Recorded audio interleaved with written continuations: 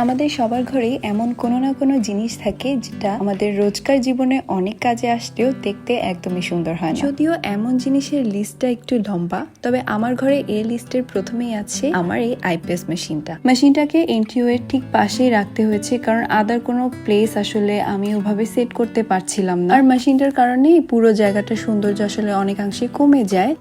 But এইটার মেকওভারে আমি আসলে তেমন একটা ইনভেস্ট করতে চাচ্ছিলাম না, তাই আমার বাসায় পড়ে থাকা কিছু প্লাইউড দিয়ে আমরা একটা বক্স বানিয়ে নিয়েছি। আর এখন এটাকে মূলত আমরা মেকওভার করব। বক্সের ডিজাইনে আসলে আমরা কিছুই করিনি, একদম প্লেন একটা বক্স বানিয়ে নিয়েছি।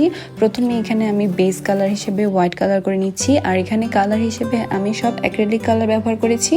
আপনারা এই টাইপের প্লাইউড বা কাঠের উপরে এনামেল পেন ব্যবহার করতে পারেন। প্রথমেই বেস কালার করে নিতে হবে, এতে করে আমরা পরবর্তীতে যে কালারটা করব সেটার আউটপুট খুব ভালো আসবে। আর কালার হিসেবে আমি এরকম একটা প্যাস্টেল গ্রিন কালার তৈরি করে নিয়েছি। এটা মূলত হোয়াইট, গ্রিন আর ইয়েলোকে মিক্স করে বানিয়ে নিয়েছি। আর বড় কিছুতে কালার করার জন্য আমি সবসময় এরকম রোলার গুলাই প্রেফার করি, কারণ রোলার দিয়ে কাজ করলে আসলে সময় তুলনামূলক কম লাগে আর ব্রাশের তুলনায় রঙের ফিনিশিংও ভালো আসে।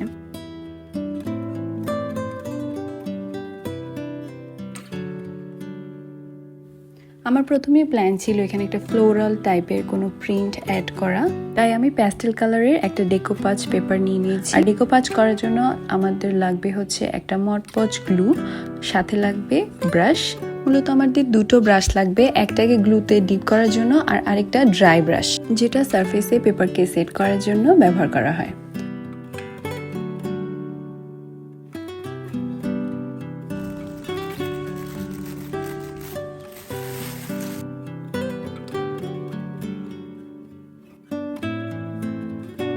ডেকোপাজ পেপারের ফার্স্ট লেয়ার ভালোভাবে শুকিয়ে যাওয়ার পর আরেক লেয়ার গ্লু দিয়ে দিতে হবে, যাতে করে এটি পুরোপুরিভাবে সিল হয়ে যায়। বক্সটাকে একটা স্টোরেজ ড্রয়ার টাইপের লুক দেওয়ার জন্য আমি চারপাশে এরকম কাঠ লাগিয়ে দিব। এগুলো একদম পাতলা কাঠ, তাই এটা সেট করার জন্য এক্সট্রা কোনো নেইলের প্রয়োজন নেই। আমি ফেভিকল এসএচ এর সাহায্যে এগুলোকে সেট করে নিচ্ছি।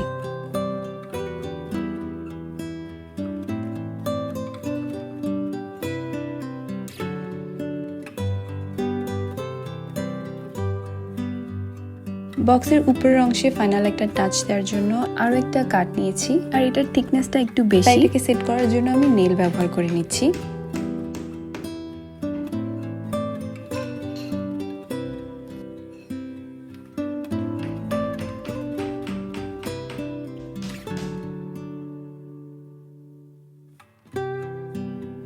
সবগুলো কালারকে সিল করার জন্য আমি স্প্রে ভার্নিশটা ব্যবহার করে নিয়েছি, আর এখন এটাকে সেট করার পালা।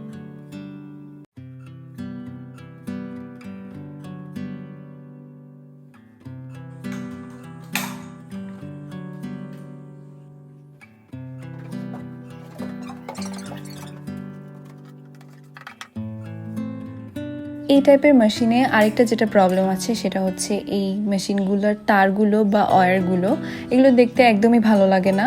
তো চাইলে আসলে ইলেকট্রিশিয়ানকে দিয়ে এগুলোকে সুন্দরভাবে ওয়াল কালার অনুযায়ী সেট করা যায়। বাট এছাড়া আরেকটা অপশন হতে পারে ওয়্যারগুলোর সাথে এরকম বড় সাইজের আর্টিফিশিয়াল প্লান্টকে পেঁচিয়ে নিয়ে সেট করা, এতে করে প্লান্টটাও আসলে আর পড়ে যাবে না, ওয়্যারগুলোও ঢেকে যাবে, সব মিলিয়ে দেখতেও কিন্তু অনেক বেশি ভালো লাগবে।